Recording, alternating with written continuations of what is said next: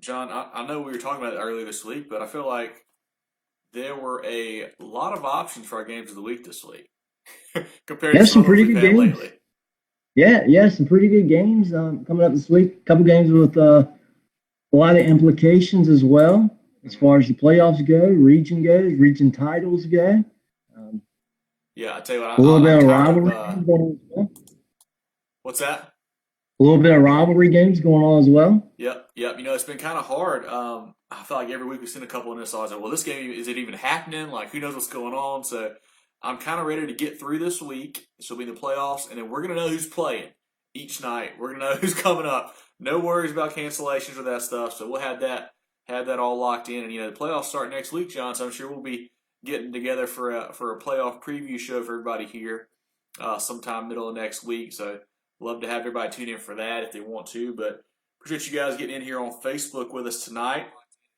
Got a few viewers already. I see Michael's in here, Brett's in here, a few other guys. So, we're going to hit our four biggest games in our mind this week. There's a lot more to choose from, obviously. So, if you wanted us to get some comments on yours, give it out there. We'll give it a pick, at least something like that. So, if you got some thoughts on them, let us know. I'm Kevin Thomas alongside John Epps here, Moving the Chains, Week 7 preview show.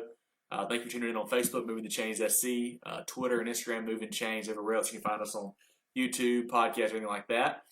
John, let's get it rolling with a team that's been kind of a surprise this year, playing against a team that's a defending state champion. This is Powdersville traveling to Wren Friday night, John. Yeah, this is gonna be a cool game.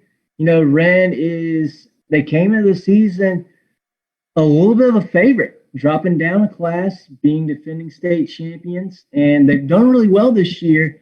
The only blemish on their record is that 30-10 loss on the road to Daniel, in which Daniel just looked. That was a game that I watched. Daniel looked really, really good in that game.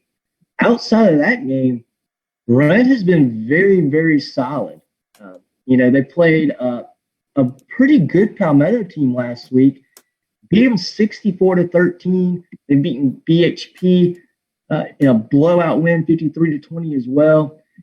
And you look on the other side over at Powdersville, they've had their best year that maybe ever in the programs, certainly that I can remember. But the thing that scares me is the schedule that Powdersville has played this year has been a bit light. They have only lost one game themselves, but that was opening week to Palmetto. They lost by 2 scores in that opening game to Palmetto. So that's a little bit scary going into this game for the Patriots. But last year, Kevin, the score of this game was 75-8 Red. I don't think we're going to see that this Friday. I think Powdersville is a much, much, much improved team. However, I think Wren is a lot better than Powdersville still, and we'll get to see, is Wren really, really that good? Is Daniel really, really that good? Or, is Powdersville, are they actually pretty good too? I think my expectation is Daniel is really, really good. Wren is pretty good, and Powdersville is decent. I think I think Wren's going to win this game by a couple scores, 2 or 3 touchdowns probably. And I think they're going to prove to the rest of the state that they're still going to be a tough out in the playoffs. But I think also the rest of the upstate will also understand, hey, Powdersville's not a bad team. Wren's a pretty good team, and we all better look out for Daniel. I think that's what we're going to see Friday night in this one. Yeah, this Powdersville team, they're scoring a ton of points, averaging about 49.5 points per game on offense. But like you mentioned, they haven't really played the toughest schedule. They've got one loss to Palmetto. Besides that, they haven't really beaten anybody, which kind of worries me. Wren loaded on offense this year. They're doing a little bit differently than last year. Last year, they're more throw it around. This year, a little more ground and pound, kind of led by the QB Noah Staples on the ground, and also the running backs Zorian Young and Malachi Hill, kind of a three-headed monster running attack for them. And really, this defense has stepped up lately for those guys. John, last week we talked about them going to that Palmetto game, how many points Palmetto was scoring, and Wren really, shut them down in that matchup. And I think you hit the nail on the head. I think that this game is probably not going to be close. I think Wren is probably going to blow out Palmetto. Blow out Powdersville. They blew out Palmetto last week, and Palmetto actually beat Powdersville by a couple scores earlier in the year. I don't think this game is going to be close. I think the Hurricanes are going to take it pretty easily there. Got a couple comments already from Michael and Chad asking about a couple more games. We'll get to those here in a second, guys, for sure. Our second game on the line here, we have John. This has got a couple teams we've had in here a couple times already this year in our games of the week. This game is for a playoff spot out of this region. That's Newberry traveling to Batesburg-Leesville. Yeah, this will be a really good game. These are two teams that have had pretty good seasons so far this year. Both of them a bit of an abbreviated season. Batesburg-Leesville only playing 4 games. Newberry has only played 3 games this year. They both coming into this game with just 1 loss. Now, Newberry lost a very, very close game that we paid close attention to. They lost to Gray 34-28. And, you look on the other side with Batesburg-Leesville, their 1 loss, also to Gray by 1 score, 27-20. Batesburg-Leesville, you look at them, they had a great win against Saluda. They blew out the defending state champion Tigers 52-28. That was in their last game. And on, Newberry, they had a tough game against Saluda, in which they won 13-8. Both of them very, very impressive wins. I think these are 2 very, very good teams. Have a very good shot at winning 2A. I think Gray is certainly one of the favorites in Class 2A. But if Batesburg-Leesville or Newberry gets another shot at them, both of those squads have to feel pretty good about their chances in turning around that second game and beating them. I think it's going to be a great game. And I think this is a toss-up more than anything else. I'm going to go Batesburg. Well, you know what? No, I'm going to go Newberry. I'm going to go Newberry in this game. I don't really have a reasoning. They've played less, maybe a little more fresh. I don't know. I feel like we put the spotlight on Newberry a little bit more this season, and I think they come through in this game. Yeah, you mentioned the Saluda common opponent game there. I thought Batesburg-Leesville blew them out while Newberry, played a little tighter. I think that Saluda had a couple guys back for that Newberry game they didn't have against Batesburg-Leesville early in the season, so that may have made a difference there. Batesburg-Leesville averaged about 44 points per game, led by Marvin Gannett running back, a bunch of other guys who get some yards for them. Newberry led by the big-time wide receiver Zach Chalmers, the QB, the Epps kid.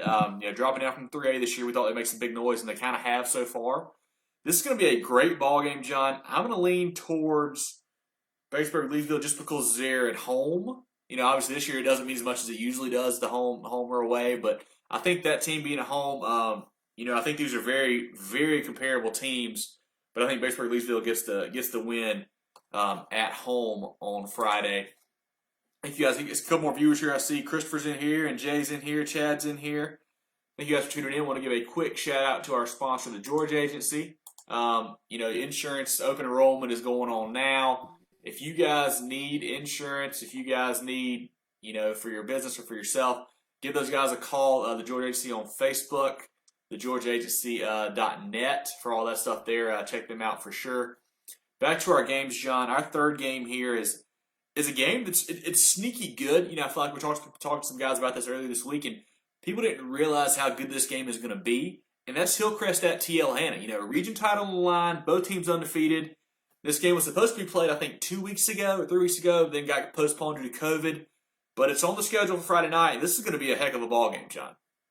Yeah, I tell you what, and it snuck up on me as well. I thought, okay, Hillcrest, Hanna, should be a decent game, and Hanna's probably going to win this one. And then I looked at the resume here for Hillcrest this year.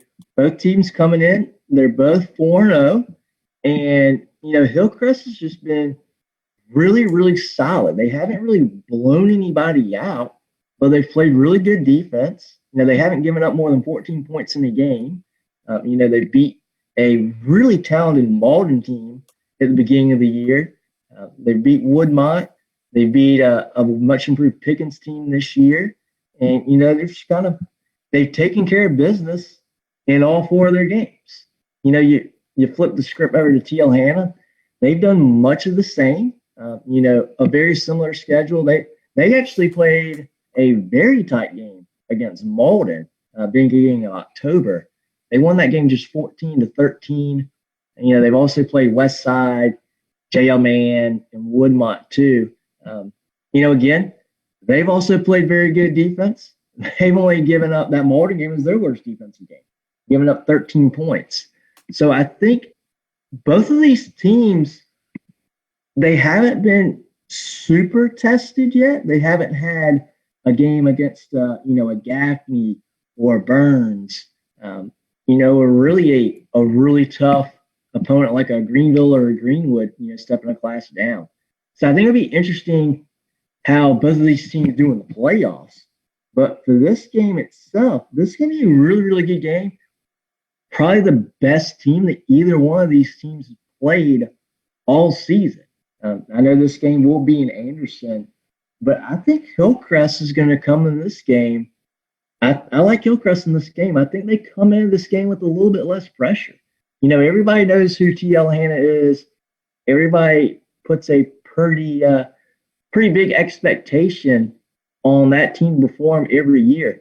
Hillcrest, not so much. They get to come in this game with a lot of confidence. Really, in my opinion, no pressure. I believe both of these teams are already in the playoffs, so there's not a ton of pressure on the Rams. I think they get to go in this game and get to play loose, and I think they're talented enough and good enough to beat Hanna, and I think they do. That's a good pick, John, and I kind of agree with you there. This is Hillcrest. Like we said, we hadn't talked about them really much all year because they haven't been like super, super impressive in their wins. They haven't even blown anybody out. Hadn't had any big wins yet, but they just keep winning. Head coach Anthony Freddy in his second year there, and I was looking at some notes of mine I had from earlier in the year. They're really one of the surprises because they lost so much. They lost their entire O-line last year. They lost their QB, who is now the quarterback at AC Florida, the number one team in 4A. Lost their starting running back. I mean, they've just replaced so many guys. They've got a sophomore playing quarterback. The Judy kid's been very good. The senior running back, McDaniel, averaging over 100 yards per game. But I think this game is going to come down to defense. Don't forget about the Scott twins, too. Yeah, they lost him as well. Exactly. TL Hanna running that kind of triple option, ground and pound game there. The quarterback, Trey Horn, had 3 TDs running last week against Westside. But, they're going to shorten the game up. A lot fewer possessions, which I think Hillcrest is probably fine with. They seem to be a very defensive-minded team as well. I think Hillcrest is allowing about 10 points per game. TL Hanna is allowing about 9 points per game. And last week, they held a West Side team that was scoring 40-plus to just 7 and 0 third-down conversions. So, wow. And not only, like I said, when that happens, not only are they eating the clock up on the offensive side, but they're getting you off the field when you do get the ball. So, and TL Hanna just dominates time possession that way. This is going to be just a great ball game. I'm going to go with you, John. Hillcrest has been playing kind of sleeper all year. I think that they shock TL Hanna and win the region this Friday night over there in Anderson. I agree with you on that pick. Yeah, it'll be fun to watch. It'll certainly be a close game. Could be a very, very low-scoring game as well. It'll be fun to watch. Yeah. Just think about how good this team would have been, like you said, if they kept the quarterback, the Beamish kid, or they kept the Scott twins that went to Greenville. They could be, top 5A possibly right now. But still a very good team for sure. I want a quick shout out to Christopher, Zach, Curtis, Brian, Haley. See you guys tuning in. Thank you guys for checking us out on Movin the Chains SC, our Week 7 preview show. We don't do this show live on Twitter because it's kind of hard to get everything lined up right. So definitely tell all your friends who follow us on other platforms to check us out on Facebook. That's where we do our preview shows on Wednesday, Thursday night, and next week we'll have a couple big ones for you for some playoff preview stuff, so definitely do not want to miss that. If you guys do miss the show tonight, you can always check us out later. It's still on Facebook. It'll be on YouTube. We'll put the audio-only version out on Google Podcasts, Apple Podcasts, Spotify. You can just check it out that way while you're driving to whatever or exercising or whatever tomorrow. Feel free to do that. But, John, we get into now our last game of the week, probably the biggest game in the state. This is always a big game because it's a rivalry, but it's even bigger this year. That's Myrtle Beach traveling to North Myrtle Beach with a region championship on the line here. Yeah, this is going to be an awesome, awesome game. We're talking about number 2 versus number 3. And this is the first time that I can remember that North Myrtle Beach comes into this game as kind of the favorite. They're ranked second. Myrtle Beach is ranked third. The Chiefs are 5-0. Seahawks are 5-1. We've been very familiar with Myrtle Beach as being not just the top dog in this rivalry or in the Grand Strand, but really in the state too. Myrtle Beach has had an incredible run of talent last few years. Last year in this series, they defeated North Myrtle Beach 35-14 and then faced them again in the second round of the playoffs in a much tighter game, but beat them 36-27 in that game. I think we're looking at a really, really good game again this year. You look at Myrtle Beach, their one loss was a 3-point loss to Wilson, 41-38 loss in that game. They have played exceptionally well against everyone else. The only other game that was a little bit closer to them was the Hartsville game, which they won 40-35. And we know Hartsville, nobody can take those guys lightly. They've played very well. North Myrtle Beach actually beat them pretty good first game of the year. North Myrtle Beach beat the Red Foxes 40-21 to start their season. They also blew out Wilson 38-7.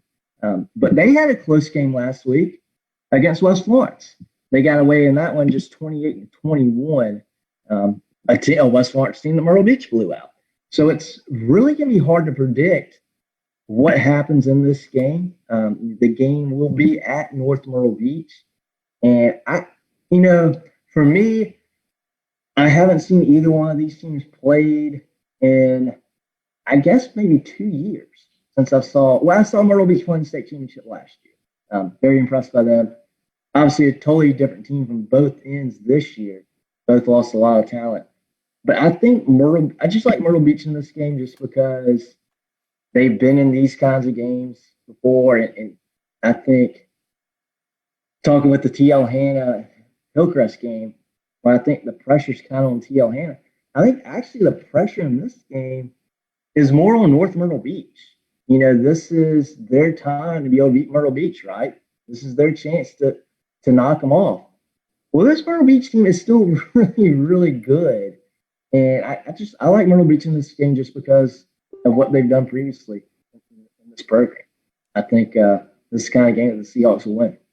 Yeah, like we mentioned, this game is for the region championship. Both teams have already locked up playoff spots, so they're not worried about that side. But it's just really who gets a home game in that round one, which and probably even round two, which you really want to have if possible. This is really going to be a kind of a contrast of two different styles here. That Myrtle Beach offense averaging 46 points per game, led really through the air by quarterback Ryan Berger, the receivers J.J. Jones, the receiver Adam Randall, big time college recruits there. While North Myrtle Beach is more of led by a really good rushing attack. They've got three guys, Livingston, Montgomery, and Freeman. They're averaging over 225 on the ground per game. So, that's pretty good there, John. Let me ask you this before I make a pick here.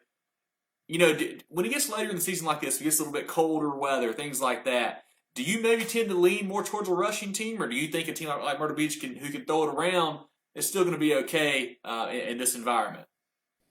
I think it makes the game a little bit tougher. If you've got that hard football, yeah, it's a little bit tougher to catch. But all these kids are wearing gloves now. It's not 1975 where you're trying to catch the ball barehanded and the ball feels like a rock. And these kids have gloves. And for Myrtle Beach, for their these are two guys that are going to be playing in college.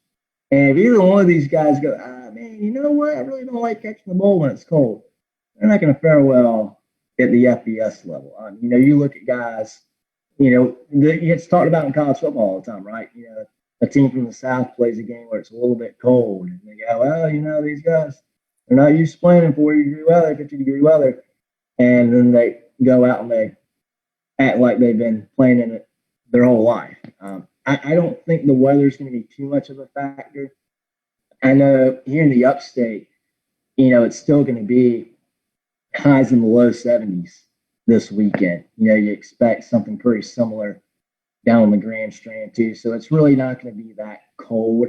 And when we're talking about football, I really feel like as a football player, it's not going to be cold unless it's actually, sub 50. Yeah. Once you're running around, you've got the juices flowing. If it's 55, 60 degrees, it feels great.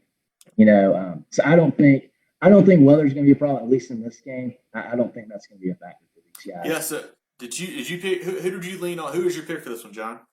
I'm going Myrtle Beach. I want Myrtle Beach because they've been here. And also, I think they have a little bit more talent on that Yeah, side of the yeah, I ball. think that offense just got too much firepower for the Chiefs. I think Myrtle Beach wins this one as well. Tell you, it's gonna be very interesting. Obviously this being a big rivalry, and I've already seen some name calling going around this week about the seating allowed. They're saying that Myrtle Beach is saying that North Myrtle Beach is shorting them on some tickets, not getting enough tickets to get fans in the Oh game. wow. So it's been interesting already this week, John, getting that lined up with how that's going to go down. So it should be a great game Friday night down there at Myrtle Beach. Before we make some more picks and some more games, see some more comments here from Chad and Jay about the Fort Dorchester Berkeley game. Appreciate that. We'll comment out in a second here. A few more viewers. I see Michael's in here, Ashley's in here, and whatnot. Shout out our sponsor one more time, thegeorgiaagency.net is their website. If you need insurance for yourself, maybe you're a seasonal worker, maybe you're individually employed, you work for yourself, you need insurance out through your company, these guys will take care of you. Or if you're a senior, 65 plus, need Medicare, Medicaid, they got you with that as well. If you're a business owner, they can help you out there. They have offices in Mullins and Murrells Inlet, but they can help you out throughout the state. Aiken, Greer, Columbia, Seneca, they got clients everywhere. So don't hesitate to call those guys. Open enroll what's happening now. Get that taken care of right now in case something happens that you need some insurance. Better be safe than sorry, for sure. And make sure you do it. I Yep. know you've probably heard the same for yourself, Kevin. At work, they've been telling us every other day, we're in open enrollment right now ourselves. Yep. They've been telling us every other day, you've got to do this. If you forget, if you somehow drop the ball and later you go, oh gosh, I forgot, I need to go back and do it. They literally cannot do anything. Yeah, if you don't sign up now, you're going to miss it. That's it. There is no pretty please, can you make an exception? It is hard line. We had someone at our company actually last year. They forgot for whatever reason. They did not enroll in time. They had to take another job. They had to leave and get another job just so they could take advantage of insurance. So you don't want that to happen to you. Talk to those guys. They're great. They're easy to talk to. Very Get set up for sure. Great to work with. For sure. Let's roll through some more picks right quick, John. Let's talk about this game here that these guys have been talking about. Let's make a quick pick on this one, and that's Berkeley and Fort Dorchester. I'll give you my pick first. I think Fort Dorchester rolls. I know that Chad says he thinks they may rest some starters, but I don't think Berkeley's going to beat them. I think Fort Dorchester wins that game pretty easily, I think. Yeah, I think so too. I think Fort Dorchester has been they're obviously very good again this year. They've been a little bit tested. They had that tough game against Somerville. They know how to play in close games. They've come back from trailing in one as well. So they've won really every way that you can think of so far this year. And I think that really helps the team, especially in a short abbreviated season. Well, not abbreviated season, but not a full slate of games, rather. I think that helps them a ton. I think they're the better team in this game. They should, if they do what they need to do, which they should be able to do that. That's a mouthful. Yeah. Or Dorchester should win the game. Yeah. Let's look at this one. Kind of interesting now after looking at last week, and that's Barnwell traveling to Blackville Hilda. Barnwell got shut out last week by Bamberg. Who do you think wins this game Friday night, John? I think Barnwell bounces back here. They're still a good team. And Blackville Hills having a really good season, and they're probably the better team this year than Barnwell. But I think Barnwell, it's still that same coaching staff. They know how to prepare. They know how to get their guys ready. I think this is going to be a game where Barnwell comes back prepared. I think that last week, that game, that 26-0 loss, probably really got these guys focused and got them dialed in where they need to be. I think they bounce back on the night. Yeah. This one here is very interesting to me, John. Just got set up, I think, last Sunday or so it came through, and that is 3A Power Camden traveling up to Burns, playing at Nixon Field Friday night. Camden has one of the best running backs in the state. He's a Mr. Football guy here. Burns, really still has not played a lot of football this year. They got beat pretty badly by Dorman Friday, but that's only their third game of the year. I'm trying to work out something. I know they played a different quarterback a little bit Friday night. I think Burns has too much firepower. That 5'8", depth is going to kick in at some point. But I think Camden might be able to keep it close. Yeah, Camden is a very, very confident team. I think, and I'm not sure who reached out to who on this. I don't know if Burns extended the offer first or Camden did. And the reason I say that because I wouldn't be surprised if Camden and offer that invitation first. That's the kind of program they have down there. They're very confident in themselves. They've come up a little bit short last few years in the playoffs. They feel like this year they can be right in the mix once again. And I think they're going to go in this game, maybe not necessarily thinking, okay, we're going to win this game. But I think they're coming to this game and do two things. I think, one, they're going to see what they really need to work on, see what they get beat at, because Burns will certainly expose them where they have some weaknesses.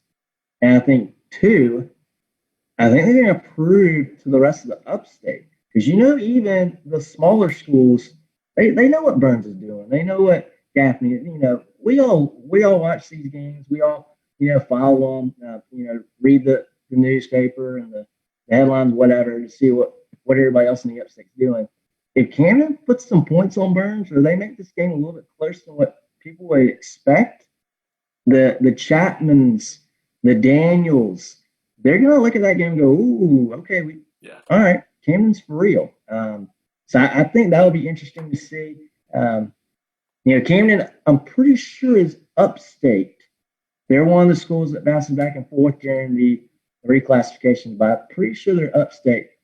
So there's going to be a lot of upstate teams in 3A that are going to be paying attention to that game, and I think Camden knows that, and they're going to try to maybe not put all their cards on the table, so to speak, but prove to everybody up here how much talent they have. Yep. Next one here I've got for you, John. Somerville at Goose Creek. I think Goose Creek wins this game. I think that could be a close ball game down there in the Low Country, but I'm going to go with Goose Creek. I'm going to go Somerville. Yeah. I was impressed with what Somerville did against Fort Dorchester earlier. A game that they probably really should have won. Mm-hmm. I think they've got some confidence. I think they're playing well. And, they could look back on like Fort Dorchester and go, man, we should have won that game. Nobody else should beat us. I think that might be the mentality that Somerville might come into this game. I want to take the Green Wave in this one. This next one, I think is for a playoff spot. I need to double-check my region standings here, but I think this is for that second spot. And that is Westwood traveling to Irmo, John. Yeah, that's an interesting game. We haven't really talked a ton about either one of these programs. Irmo used to be a absolute powerhouse, 15, 20 years ago, and then even more so in the 80s as well. A lot of talent has come through W.C. Hawkins Stadium down there in Irmo. Not the kind of program they typically have right now. I think a lot of that is probably due to most of the talent in Irmo seems to be flowing toward Dutch Fork. Yes. But Westwood, they haven't had a great season either. I'm going to take Westwood in this one in a close one, but it could go either way. Honestly, it's going to be congrats, you get to the playoffs, and then you probably didn't get really thumped by somebody like Dutch Fork in the first. Yeah, I agree. I saw that Westwood program play a couple of years ago. They had a lot of athletes down there. So I'm going to go with them as well. Got a few more viewers here. So we've got Peyton, Eric, Patrick's in here, Jay Law's in here commenting, Patrick's commenting. Let's go. We'll go to that game that Patrick commented on, John. This is another one that kind of got set up last minute because of COVID postponements, and that's Gaffney and Blythewood. I think that Blythewood is already out of the playoffs. They're not going to make the playoffs. Gaffney's already locked up a 1 seed. They'll be hosting Burns in round 1 at the reservation. I think this is a big game for Gaffney because they have not gotten to play in a couple weeks because of COVID. So getting this kind of tune-up, just getting this tune-up is big for them. If this game was straight up, we're saying both teams fully healthy, but both teams fully playing. I'm taking Gaffney. I love Andre Lindsey. He's one of my favorite players in the state, really. But you got to wonder if maybe Gaffney plays a half with the starters and kind of starts peeling back a little bit because they got playoffs already. While this Blackwood team has plenty of talent. The Burrell kids, both of them very good players. I'm still going to take Gaffney, but I would not be surprised if they decide to ease back off the pedal a little bit in the second half. Yeah, I think you're all over it. This is basically an exhibition game. Really, Blackwood not going to the playoffs. Gaffney knows what they're doing next week as far as where they're playing, who they're playing, or maybe not who they're playing, but they know they're going to go to the reservation. Okay, right. So, both teams know they know what they're doing. As far as it's Blackwood, hey, seniors, this is your last game. Let's have fun. put everything out there. If we lose by 30, who cares? Nobody's going to blink an eye. Hey, we play a close game. Awesome. If we, catch a couple breaks and win, even better. For Gaffney, I think for them, it's just getting back on the field. Yeah. And preparing for the playoffs, working out a little bit of the kinks and a little bit of the things you want to sharpen up on before you make that playoff run. Yeah, I think Gaffney will probably be. I would expect them to be a bit conservative on how much they play some of their starters, especially the Lindsey kid, quarterback, skill players. But Gaffney does have more talent. They're the better team. I think they're going to win this game, but I think it's going to be closer than – I think people are going to see that score and go, oh, wow, that's closer than I thought. I think it'll be a little bit more of a game, but, I think Gaffney's going to treat it as, hey, let's just get out there and let's play a game a little bit. Let's not get anybody hurt. Let's not do anything crazy. Let's just get back into the rhythm a little bit and work some things out before we make the playoffs. Yeah, got a comment from Charles right quick. He said that Camden is lower state 3A this year. I'll check that and confirm that here in just a second. But John, while I'm doing that, let's get to this next game here. This is one that was always a very big rivalry when I was growing up. It's kind of calmed down a little bit now. That's Dillon and Marlboro County. Who do you like in that game, John? I like Dillon, but that is a game more often than not. You say those two squads are meeting up on the field, you tune in. Marlboro County's dropped off a little bit last couple of years. Dillon, obviously, they have not. I think this Dillon team isn't quite as good as they have been in the last few years, but they're certainly way ahead of the Marlboro County Bulldogs. I think Dillon wins this game. I think they, I think it'd be a game worth watching, worth going to for sure. I don't think it's going to be a 56-7 kind of game. Yeah. But I think Dillon wins this game by a couple scores probably. I agree. I think the Nasty Cats are too much. Marlboro County doesn't have Tymer Zimmerman or Savell Newton walking through that door. Even Elliot Alford's not going to be out there. So I'm going to take Dillon. It'll be a fun game to go to, though. I did just confirm Camden is lower state 3A this year, John. So they'll be on that Dillon side of the bracket there for sure. What else I got? I've got a comment here from Jimmy. So apparently, John, I don't know anything about this game. Let's not pick it because we don't know these teams. But Beaufort has set up a matchup against Benedictine from Georgia, who's 6-2. So it should be a good ball game there.